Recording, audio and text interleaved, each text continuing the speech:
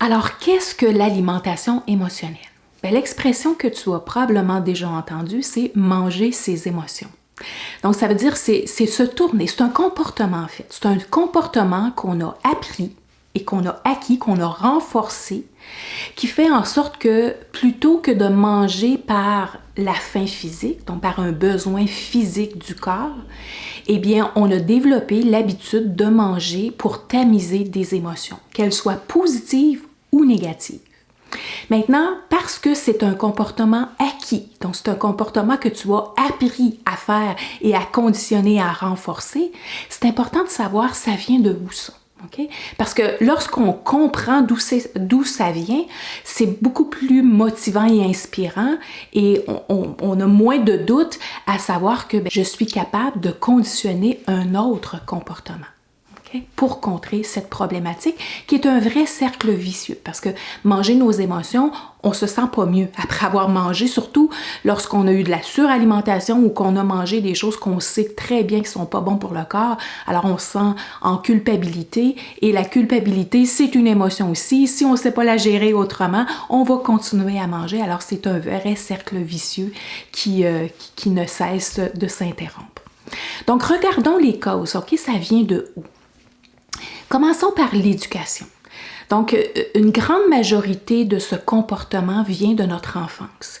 Et comme nous, de ma génération du moins, on n'a pas appris nécessairement à nommer nos émotions et à exprimer nos émotions. Okay? On a appris plutôt à les refouler et à les manger. Donc, si à l'enfance, tu avais, par exemple, tu faisais une activité ou tu avais des bonnes notes à l'école ou il y avait quelque chose que tes parents étaient contents de toi, il est possible que tu aies été récompensé par la nourriture. Okay?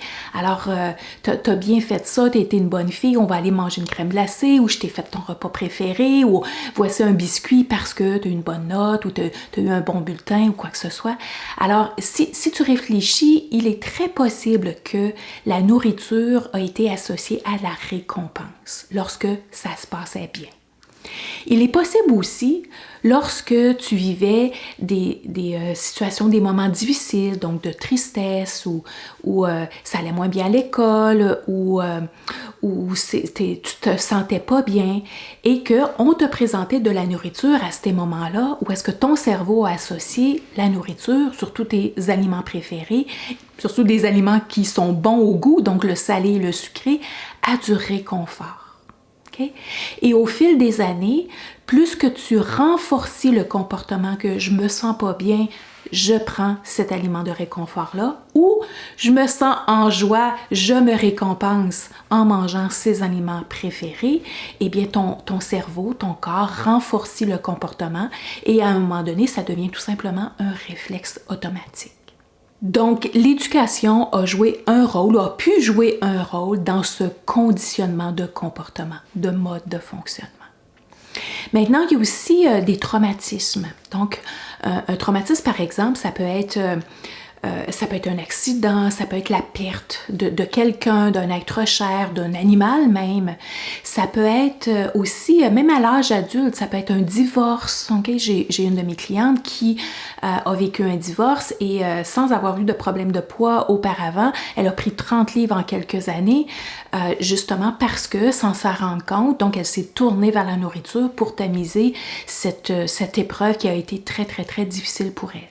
Donc, un traumatisme qu'on a eu dans l'enfance ou durant notre vie d'adulte peut avoir fait en sorte qu'on a développé ce mode de fonctionnement de se tourner vers la nourriture pour tamiser cette souffrance interne qu'on peut vivre.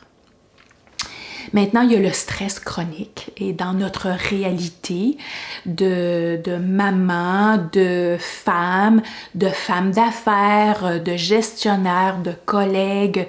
Donc, notre réalité d'aujourd'hui fait en sorte qu'on a énormément de responsabilités sur les épaules Et si on n'a pas développé des activités ou des stratégies pour tamiser le stress, parce que la vie nous amène du stress, eh bien, c'est très possible qu'on a renforcé ou on a développé cette habitude de se tourner vers la nourriture pour tout simplement relaxer. Hein. Souvent, les gens vont dire « mon verre de vin après une journée de travail, ça me relaxe ».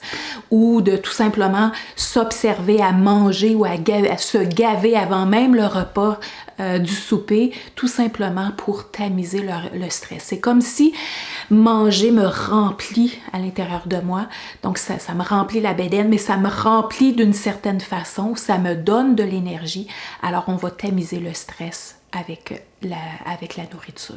Et puis une autre cause qui, je dirais, renforce le comportement d'alimentation émotionnelle, c'est la publicité et les médias. Alors, hein, si on regarde la télévision, ben, entre les émissions, hein, il y a des pauses et les pauses sont majoritairement peuplées de publicité de nourriture, que ça soit du chocolat, des chips, le restaurant, le fast-food. Donc, naturellement, on nous propose pas de manger du céleri puis du brocoli. Hein? On nous propose de manger des aliments sucrés, des aliments transformés, des aliments salés. Et alors, on est continuellement bombardé de publicités de toutes sortes qui, encore une fois, sans s'en rendre compte, parce que tout ça, ça se passe de façon inconsciente, sans s'en rendre compte, ça renforce le comportement de même si j'ai pas faim, le cerveau m'envoie l'envie de manger parce que je me suis pas rendu compte que je suis en train de vivre les émotions. Tu vas voir comment on vit des émotions continuellement. Alors, je suis pas en train, je m'en rends pas compte, mais si je m'observe, là, je m'aperçois que je suis en train de manger, puis j'ai pas réellement faim, je suis tout simplement en train de manger parce que je me suis aperçue que je viens de voir la publicité. Ça m'est arrivé, ça, j'ai observé cela chez moi. Je regardais une émission de télévision qui était très émotive parce que les émissions de télévision nous amènent à vivre des émotions. Okay? Plus que tu vas en être conscient, plus que tu vas t'apercevoir que, bien sûr, ah oui, tu es en train de vivre des émotions en regardant l'émission. Et je me suis aperçue que la personne en particulier, elle mangeait souvent des chips. Et puis, je me suis observée aller vers un bol de chips, quelque chose qui est pas un aliment préféré pour moi, je n'aime pas nécessairement ça, sauf que je me suis surprise au moment où est-ce que je regardais cette émission-là, inconsciemment, je me prenais un bol de chips. Alors, donc c'est super le fun d'observer nos comportements et ils sont reliés à quoi? Parce qu'il y a toujours une raison derrière nos comportements. Okay? Souviens-toi de ça. Il y a toujours une raison et quand on va à la source de notre comportement, bien, on est capable, c'est plus facile de tout simplement faire autre chose que répéter cette même cause ou stimuler cette cause-là. Alors, naturellement, on ne peut pas enlever les publicités. Par contre, il y a plein d'autres choses qu'on est capable de faire entre les émissions. Puis aujourd'hui, on est capable d'avancer l'émission pour ne pas voir les publicités ou on peut tout simplement faire autre chose durant la publicité. Comme premier exercice, tu peux peut-être réfléchir sur quelle est l'origine. Okay? Donc, ça peut être un traumatisme, ça peut être ton éducation, ça peut être le stress. Donc, quelle est l'origine? Alors, peut-être que tu en as plusieurs, puis que tu t'aperçois que, ben oui, j'ai appris ça lorsque j'étais jeune et je l'ai renforcé à travers le stress que j'ai présentement ou à travers un traumatisme ou à travers autre chose. Même les publicités m'influencent. Alors peut-être que tu peux voir comment il y a plusieurs racines à ta problématique, d'où l'importance d'utiliser des stratégies pour apprendre à reconnaître, nommer et puis gérer tes émotions d'une autre façon que par la nourriture. Alors voilà. Je te vois à la prochaine capsule.